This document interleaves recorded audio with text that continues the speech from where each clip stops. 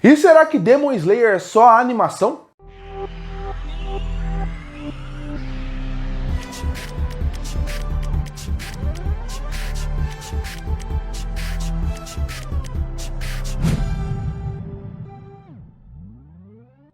E eu já vi uma discussão que seria: a animação de Demon Slayer ela é tão boa que ela salva a história que não é tão boa assim.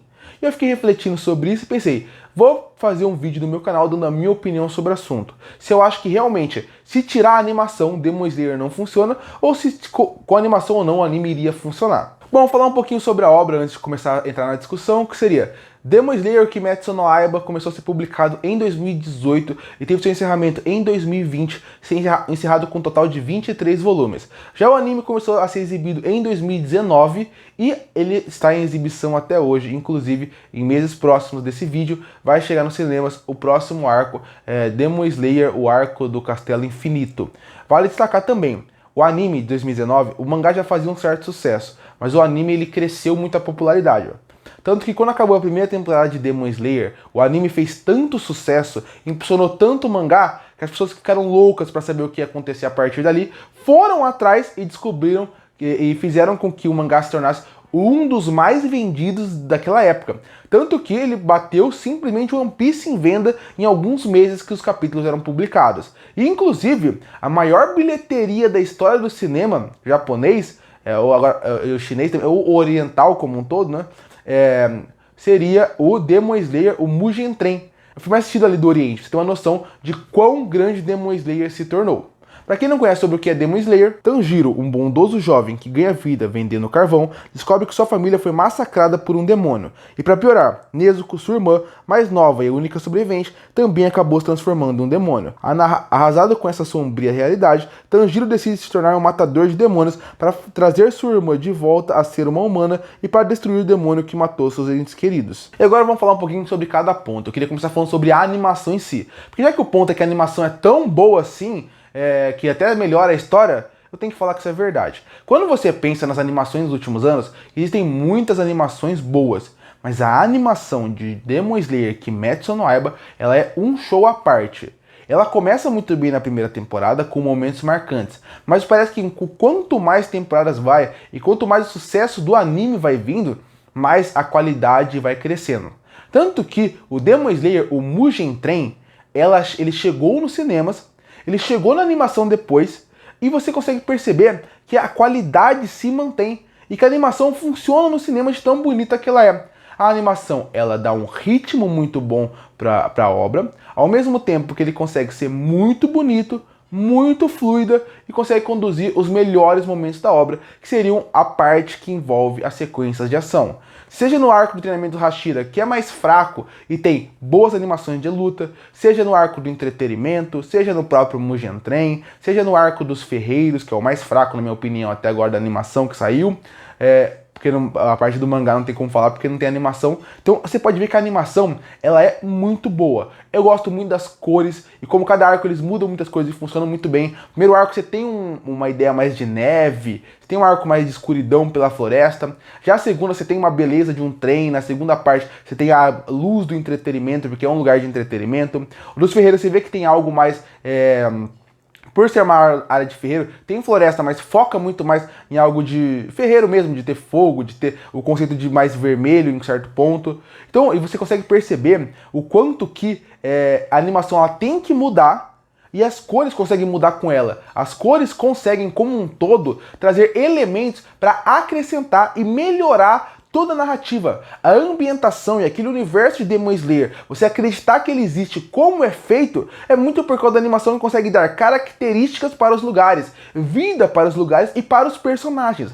Os personagens de Demon Slayer são muito marcantes, por exemplo, são muitos Hashiras. Vamos dizer que você não lembra o nome de todos os Hashiras, mas você sabe como eles são visualmente. E você sabe porque o design e a animação e as cores que dão para eles fazem com que eles sejam marcantes. Então a animação ela funciona de todos os lados que você vê. Fluidez funciona, a parte de construção de ambiente funciona, colocar personagens, fazer personagens serem marcantes funciona. A animação como um todo de Demon Slayer é maravilhosa. Eu amo a animação de Demon Slayer. Inclusive, eles conseguem trazer elementos da parte de como funcionam os poderes dentro desse universo, dando uma violência, uma agressividade, sem ter que ser violento. Você entende a violência, você vê que tem violência ali, mas ele não precisa ser expositivo, não precisa jogar na sua cara que ele está sendo violento. E isso eu também gosto bastante. A animação que elogiam tanto é realmente, na minha opinião, perfeita. Mas e a história de Demon Slayer Kimetsu no Yaiba? Porque é o que eu falei. Essa parte que eu tô elogiando, eu tô concordando com as pessoas que falam que a animação salva a história, salva a obra como um todo.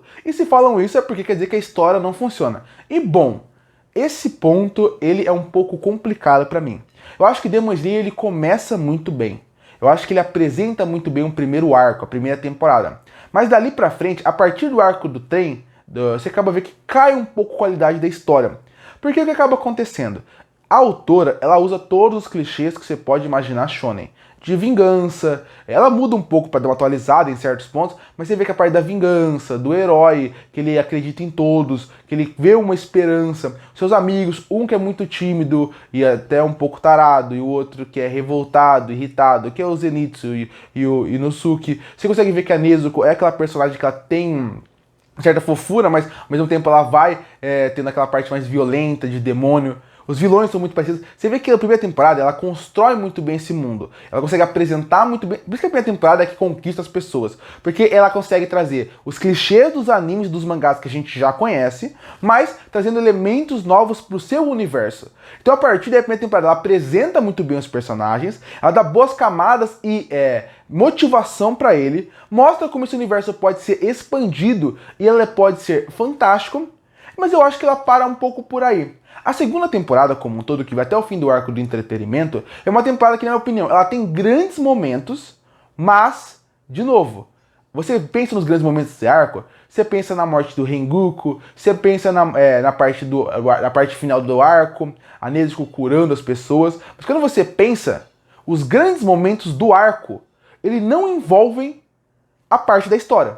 Ele envolve, como um todo, a sequência de ação da animação, que é o ponto que eu coloco nesse vídeo. Que seria, você lembra esses arcos pela porrada, pela luta, pelos momentos marcantes de luta, violentos ou não. Mas a parte da história como um todo, ela pouco se desenvolve na segunda temporada. Você expande um pouco o universo de Demon Slayer, sem expandir muito, e você foca muito nas lutas e nos Hashiras.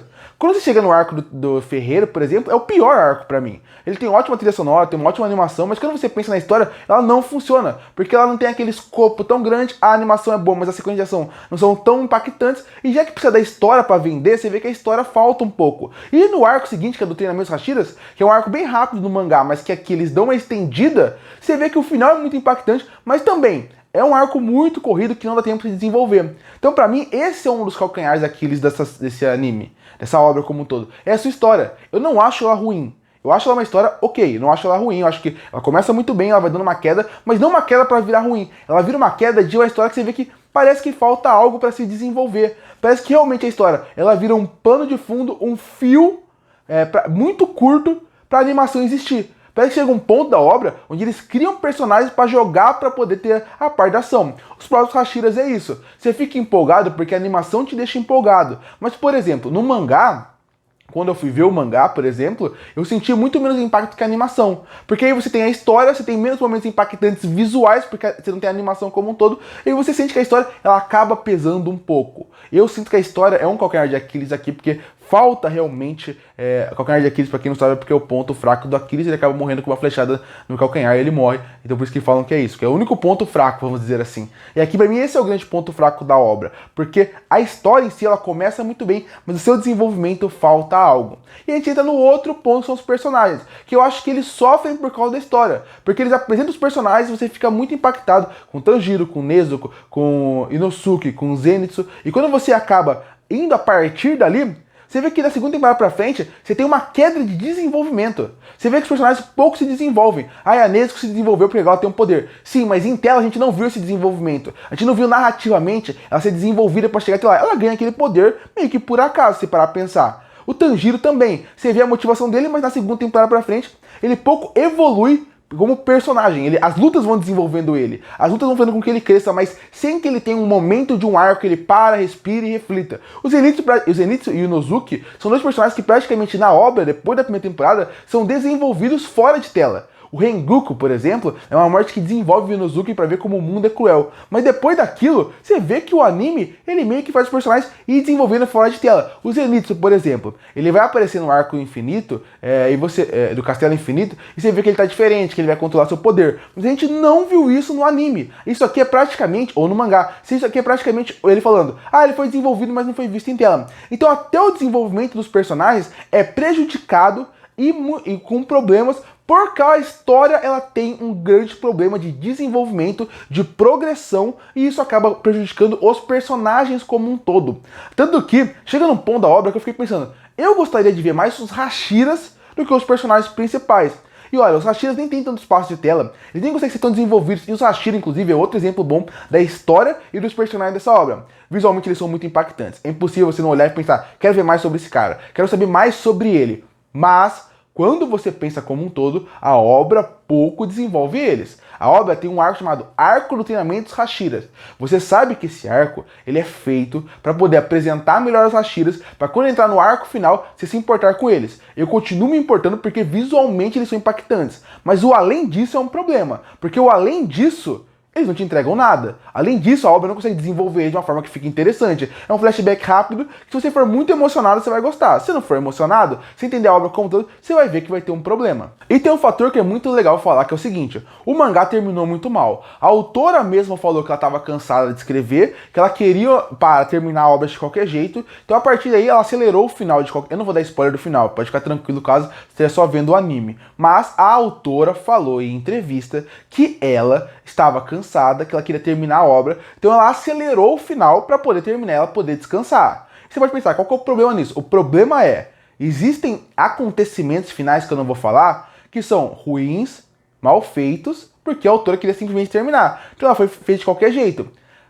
Quando chegar no final do anime, eu acho que vai ficar mais evidente tudo que eu tô falando aqui. De personagens desenvolvidos, de história que tem um ponto que ela fica fraca. E tudo isso vai ser mostrado quando chegar no final do anime. Você perceber que quem leu o mangá vai gostar mais do final no anime do que no mangá, porque a animação vai ser tão bonita que você vai pensar, nossa, realmente essa parte melhorou. Melhorou porque a animação vai te entregar uma ótima sequência de ação, mas a história, o final, as escolhas vão continuar fracas. E no final fica a pergunta, Demon Slayer é só animação? Eu acho que quem fala que é só animação é um pouco injusto, porque se fosse só animação, o mangá não faria esse sucesso todo que ele faz. Eu acredito que o mangá, ele não é horrível, como eu já ouvi pessoas falarem, mas ele também não é a obra de arte que as pessoas falam. Eu acho que ele é um mangá de mediano pra baixo. A obra como um todo é de mediano pra baixo. Que o anime como um todo. O mangá eu acho bem abaixo da média. Porque eu não gosto tanto da história, eu acho a história uma história bem mediana, com personagens bons, mas mal desenvolvidos, e que não tem aqueles traços melhores do mundo. Quando você pensa na animação, ela sai de um mediano ela sai de um abaixo da média para um mediano. Porque ela vai te entregar personagens interessantes, ela vai te entregar uma história mais ou menos, que não vai te surpreender, não vai te marcar, que não vai ser a mais incrível do mundo em vários pontos, e uma ótima animação que te compra. E a animação é 90% da temporada, então acaba virando um anime mediano pra mim. O anime vai se tornar mediano, com um final que pode deixar até um pouco melhor, vai deixar melhor que o mangá. O mangá pra mim é abaixo da média. Então não, eu não concordo que a Demon Slayer é só animação, como se todo o resto fosse um lixo. Mas é inegável que, sem animação, ele perde muito da sua força. Metade, mais da metade da sua força. Curte ou fortalecer o canal, se inscreve para não perder os próximos vídeos. E aí, o que você acha de Demon Slayer? Você acha que ele é só animação ou você acha que eles exageram sobre isso? Comenta aqui embaixo. Eu volto no próximo vídeo.